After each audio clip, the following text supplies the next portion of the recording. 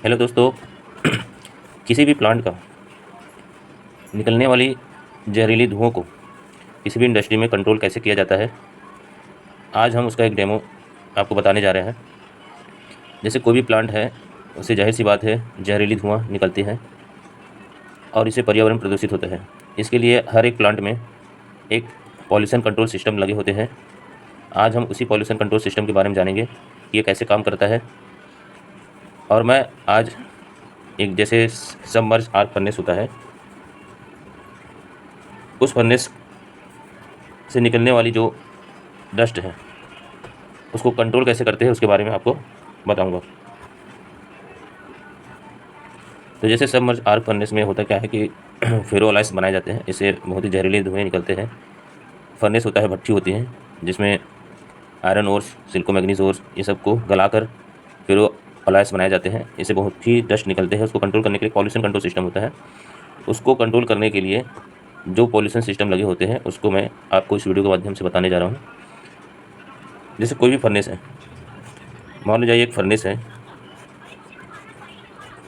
इससे एक फर्नेस है, इससे निकलने वाले जो धुएँ हैं, डस्ट हैं, ये एटमॉस्फेयर में डायरेक्ट नहीं भेजते हैं कोई भी प्लांट। इसमें चिमनी लगाए जाते हैं। चिमनी जो लगे रहते हैं डायरेक्ट फर्नेस से लगे रहते हैं, लेकिन ये आगे डैम्पर गेट होते हैं, ये यहाँ पे क्लोज़ कर दिए जाते हैं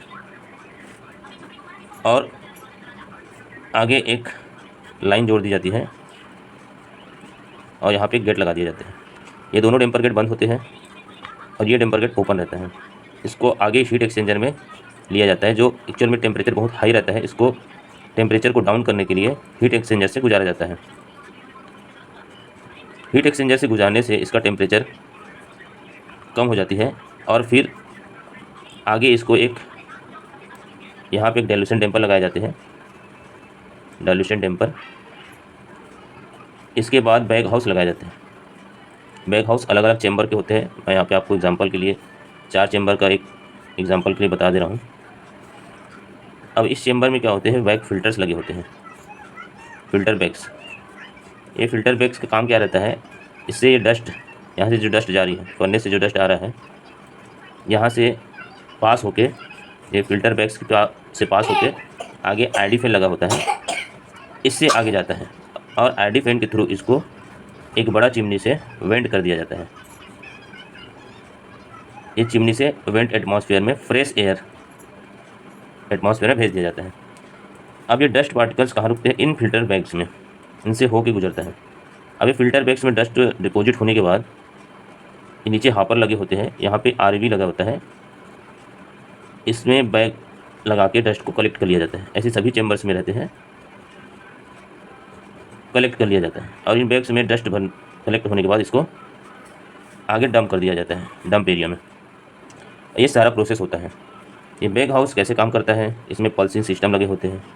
बैग ऐसे में कंटिन्यूस चलते रहने से चोकिंग हो जाएगा, इसके लिए यहाँ पे पल्सिंग सिस्टम लगे होते हैं जो एयर से काम करता है, एयर प्रेशर से काम होता है। इसमें टाइमर सेट कर दिया जाता है। टाइमर सेट करने से इस बैग में कंप्रेस्ड एयर जाता है, जिससे इस बैग को झड़ा दिया जाता है और इस हापर में डस्ट भर जाता है। इस हापर में डस्ट भरने के बाद इसको एक बैग में कलेक्ट कर लिया जाता है और इस बैग को डंप कर दिया जाता है। ये सारा प्रोसेस होता है। आईडी फैन सक्शन करता है। ये फर्नेस से जितने भी डस्ट यहाँ से निकल रहे हैं, धुआं निकल रही है, ये आगे इतने प्रोसेस होने के बाद इस बैग हाउस में आता है और इसको फिल्टर करने के बाद फ्रेश एयर को चिमनी में वेंट कर दिया जाता है। हम जो प्लांट में चिमनी देखते हैं वहाँ से, जिससे एटमॉस्फेयर में पॉल्यूशन ना हो। दोस्तों इस वीडियो को और डिटेल्स में अगर आपको जानना है तो मैं और वीडियो बनवा सकता हूँ अगर आप चाहेंगे तो। ये फ़िल्टर बैग्स कैसे काम करते हैं, ये डाइल्यूशन डैम्पर गेट का काम क्या है, और ये हीट एक्सचेंजर का डिज़ाइन कैसे रहता है, इसमें आरवी क्यों लगाए जाते हैं। तो चैनल को सब्सक्राइब कर लीजिएगा पूरी डिटेल वीडियो जानने के लिए। Thank you.